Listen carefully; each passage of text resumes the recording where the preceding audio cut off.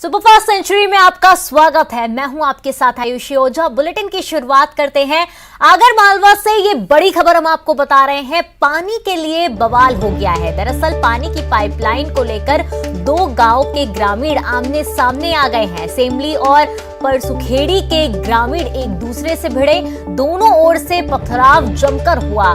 कानड़ थाना प्रभारी संगीता शर्मा सहित 6 से अधिक ग्रामीण घायल हुए हैं। एसडीएम तहसील और दार सहित भारी पुलिस बल मौके पर तैनात रहे। सेमली डैम के परसुखेड़ी के ग्रामीण बिछवा रहे हैं पाइपलाइन, जिसके बाद सेमली के लोगों ने इसका विरोध किया। तो आगरमालवा से ये बड़ी खबर हम आपको बता रहे हैं, जहां पर पानी को लेकर बवाल हो गया है। पानी की पाइपलाइन को लेकर दो गांवों के ग्रामीण आमने सामने आ गए हैं। सेमली और परसुखेड़ी के ग्रामीण एक दूसरे से भिड़े, दोनों से ओर से पथराव हुआ। कानड़ प्रभारी संगीता शर्मा सहित 6 से अधिक ग्रामीण घायल हुए हैं। एसडीएम तहसीलदार सहित भारी पुलिस बल मौके पर तैनात हुई। और वहीं ज्यादा जानकारी के साथ रजनीश हमारे साथ जुड़ चुके हैं। रजनीश, क्या कुछ ये पूरा मामला है और अभी क्या अपडेट है इस पूरे मामले को लेकर? जी देखिए आयुषी, ये कानड़ थाने का पूरा यह मामला है, थाना क्षेत्र का पूरा मामला। और इसमें जो ग्राम सेमली है, वहां पर एक जल संसाधन विभाग द्वारा एक डैम बनाया गया है, और जिसमें से ग्राम परसुखेड़ी के ग्रामीण अनुमति लेकर पाइपलाइन बिछाना चाहते थे सिंचाई के लिए। लेकिन ग्राम सेमली के ग्रामीणों की आपत्ति थी कि यदि वहां से पाइपलाइन बिछाई जाती है तो उन्हें पानी की किल्लत हो सकती है। इसी को लेकर दोनों ही जो ग्रामों के ग्रामीण है वो आज सुबह से ही आमने सामने हो गए। काफी देर तक उन्होंने बातचीत का सिलसिला चलता रहा, लेकिन धीरे धीरे वो विवाद में बदल गया। और जैसी जानकारी लगी तो थाना प्रभारी से डायल 100 मौके पर पहुंचे, लेकिन ग्रामीणों ने अचानक उन पर भी पथराव कर दिया और आमने सामने दोनों ओर से ग्रामीण एक दूसरे पर पथराव करने लगे, जिसमें करीब 6 से अधिक लोगों को चोट आई है। और साथ ही जो कानड़ थाना प्रभारी संगीता शर्मा को भी चोट आई है। सभी का भी इलाज किया जा रहा है। और जैसी ही जानकारी लगी तो मौके पर एसडीएम तहसीलदार सहित भारी पुलिस बल मौके पर पहुंचा है और स्थिति को नियंत्रण में किया है। जी, तमाम जानकारी साझा करने के लिए आपका धन्यवाद रजनीश। तो देखा जा रहा है पानी को लेकर बवाल देखा गया और दोनों गांवों के बीच जो ग्रामीण थे उनमें बीच पथराव हुआ। हालांकि मौके पर पुलिस बल तैनात है। भोपाल से बड़ी खबर, कांग्रेस अध्यक्ष कमलनाथ का बड़ा बयान सामने आया है। महापौर प्रत्याशियों के चयन को लेकर बड़ा बयान उन्होंने दिया है। 8 निकायों में प्रत्याशी लगभग तय है, ऐसा कमलनाथ का कहना है। उन्होंने कहा कि जो विधायक निगम चुनाव में जीतने लायक होंगे उन्हें टिकट देंगे। विधायक के बेटे पत्नी जो भी जीतने लायक होंगे उन्हें टिकट दिया जाएगा। तो कांग्रेस अध्यक्ष कमलनाथ का ये बड़ा बयान आया है। महापौर प्रत्याशियों के चयन को लेकर ये बड़ा बयान है। उन्होंने कहा कि 8 निकायों में प्रत्याशी लगभग तय हैं। जो विधायक निगम चुनाव में जीतने लायक होंगे उन्हें भी टिकट देंगे। विधायक के बेटे पत्नी जो भी जीतने लायक हैं उन्हें टिकट दिया जाएगा।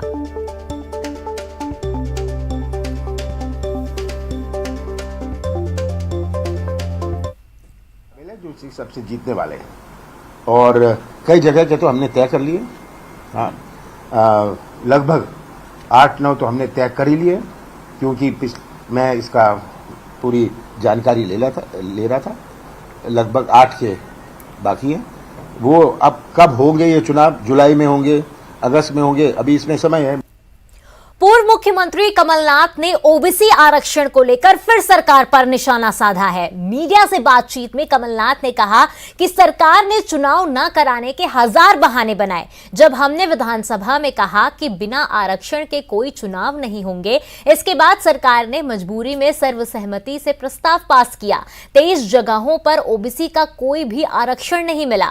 इसके साथ ही उन्होंने प्रदेश में बढ़ते अपराध की घटनाओं का भी जिक्र किया। विवेक तनखा के राज्यसभा उम्मीदवार बनाए जाने का भी कमलनाथ ने समर्थन किया। साथ ही गोविंद सिंह को प्रोटोकॉल के तहत सुरक्षा देने की मांग भी किया। वहीं शिवराज सिंह पर निशाना साधते हुए कहा कि ये ऐसी सरकार है जहां नदी नहीं है वहां भी पुल बनाने की घोषणा कर देते हैं।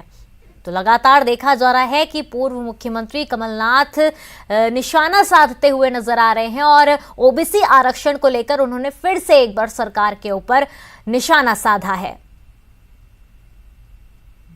सबसे बड़ी बात कल मैंने कही थी कि जितना घोर अन्याय हमारे पिछड़ा वर्ग के साथ हुआ है, मैं आपका ध्यान आकर्षित करना चाहूंगा कि जो बात इसकी शुरुआत जो हुई थी ये विधानसभा में हुई थी, जो मैंने बात कही थी, इसका वीडियो आपके पास है।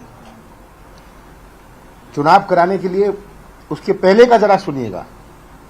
इन्होंने 1000 बहाने बनाए मेरे बोलने के पहले, 1000 बहाने बनाए, ये तो कोर्ट का है, ये फलाना है। हाँ, तो जब मैंने खड़े होकर कहा कि ऐसा कोई चुनाव नहीं हो सकता और कोई चुनाव नहीं होगा जब तक हम प्रस्ताव नहीं पास करेंगे, मेरा आप सबसे निवेदन है, आप शुरुआत वहां से करिए कि वहीं से शुरुआत होती है। जब अब ये कहते हैं इन्होंने प्रस्ताव पास किया, इन्होंने प्रस्ताव पास किया मजबूरी में, अपने मन मंशा अपनी आत्मा से ये प्रस्ताव पास नहीं किया।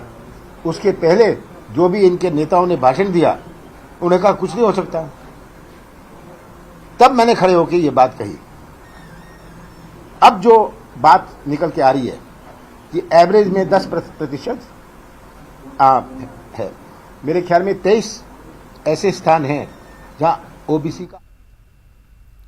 और वहीं ज्यादा जानकारी के साथ हमारे सहयोगी मनोज हमारे साथ जुड़ चुके हैं। मनोज, देखा जा रहा है कि एक बार फिर पूर्व मुख्यमंत्री जो है कमलनाथ, उन्होंने ओबीसी आरक्षण को लेकर सरकार पर निशाना साधा है। उन्होंने कहा कि जो प्रस्ताव है वो सर्वसम्मति से नहीं पारित किया गया था सरकार की तरफ से, उन्होंने मजबूरी में ये पारित किया है।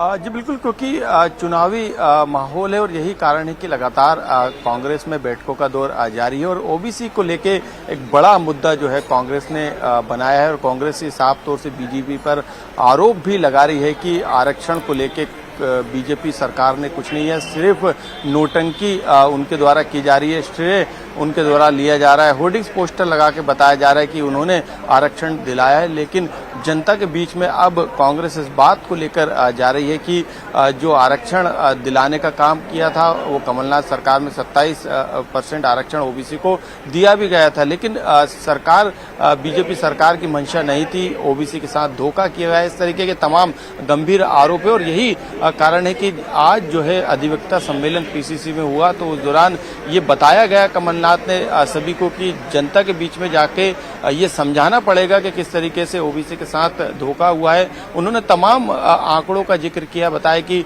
23 ऐसी जगह हैं जहां पर ओबीसी को आरक्षण 0 मिला, यानी उनको आरक्षण नहीं मिला। उन्होंने यहां तक कह डाला है कि कई जगहों पर 10% मिला, कहीं पे 9% मिला, तो 27% आरक्षण तो दूर की बात है, जो उन्हें मिलना चाहिए वो आरक्षण भी सरकार के द्वारा नहीं दिया जा रहा है। इसी बात को लेके चाहे वो पंचायत चुनाव हो या निकाय चुनाव हो, सरकार के खिलाफ माहौल बनाने का काम जमीनी स्तर पर, बूथ स्तर पर कांग्रेस के कार्यकर्ता करेंगे और इसी को लेके उनको तमाम ट्रेनिंग देने का काम भी अलग अलग विभागों के द्वारा लगातार किया भी जा रहा है। और यहाँ पे निकाय चुनाव को लेकर कांग्रेस ने तैयारी कर ली है, किस तरीके से उनके प्रत्याशी रहेंगे उसका भी जिक्र कमलनाथ ने किया और कमलनाथ ने बताया कि 8 से 9 ऐसे निकाय हैं वहां पर उन्होंने प्रत्याशी को तय कर दिया है, बाकी निकायों में जो है वो प्रत्याशी लगभग तय हैं। तो पहले से ये तैयारी है, अभी निकाय चुनाव के ऐलान नहीं हुआ है तारीखों का, लेकिन उससे पहले ये तैयारी पूरी जमीनी स्तर पर प्रत्याशियों की घोषणा को लेकर कर दी गई है ताकि प्रत्याशियों को समय मिल सके और वो चुनाव को लेकर तैयार हो सके। साफ तौर पर देखा जा रहा है कि जो प्रत्याशी हैं, जो देखा जा रहा है कि जो जिनका चयन किया जा रहा है, जिन्हें टिकट देने की बात की जा रही है, ऐसे में जो कांग्रेस की तैयारी है वो पूरी तरीके से देखी जा रही है चुनाव को लेकर। तमाम जानकारी साझा करने के लिए आपका धन्यवाद मनोज।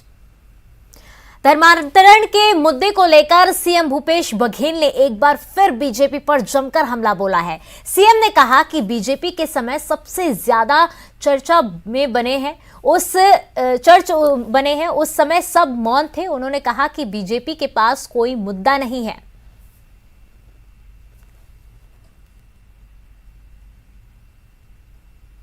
कि भारतीय जनता पार्टी के शासनकाल में सबसे ज्यादा चर्चे बने, सबसे ज्यादा चर्च यदि बना है तो रमन सिंह की सरकार में बना है, और उस समय मौन थे, और आज जब नहीं हो रहा है तो हल्ला कर रहे हैं।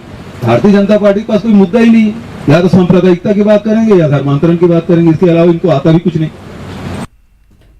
रीवा के बैकुंठपुर थाना इलाके के नवाडी गांव में एक भालू पानी की तलाश में कुएं में गिर गया।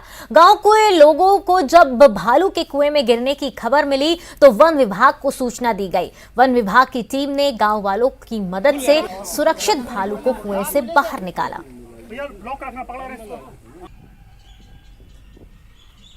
उस सूचना के आधार पर वन विभाग की टीम यहाँ ले आई। साथ ही बैकुंठपुर के जो डॉक्टर साहब हैं, उनकी रेस्क्यू टीम, रीवा की रेस्क्यू टीम सभी यहाँ पर आए और उन्होंने इसका भालू का सफल रेस्क्यू कर लिया है।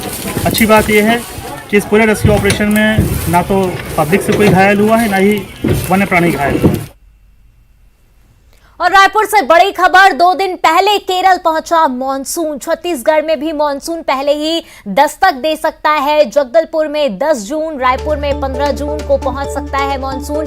छत्तीसगढ़ में भी मॉनसून के 2 दिन पहले पहुंचने की संभावना जताई जा रही है।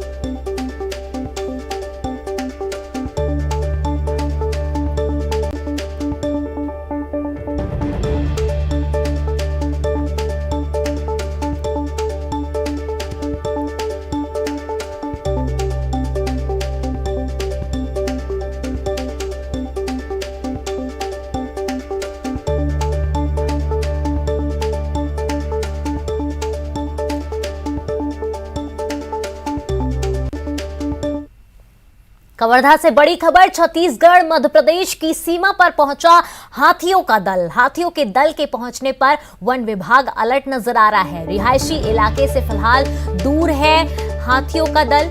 बोड़ला ब्लॉक के मुंडा दादर गांव के एक जंगल में हाथियों का दल पहुंचा हुआ है। तो बता दें आपको कि हाथियों का दल अब छत्तीसगढ़ मध्य प्रदेश के सीमा पर पहुंच गया है और हाथियों के दल के पहुंचने से अब जो वन अमला है वो अलर्ट नजर आ रहा है। रिहायशी इलाके से हालांकि अभी हाथियों का दल दूर है। बोड़ला ब्लॉक के मुंडा दादर गांव के जंगल में ये हाथियों का दल पहुंचा हुआ है।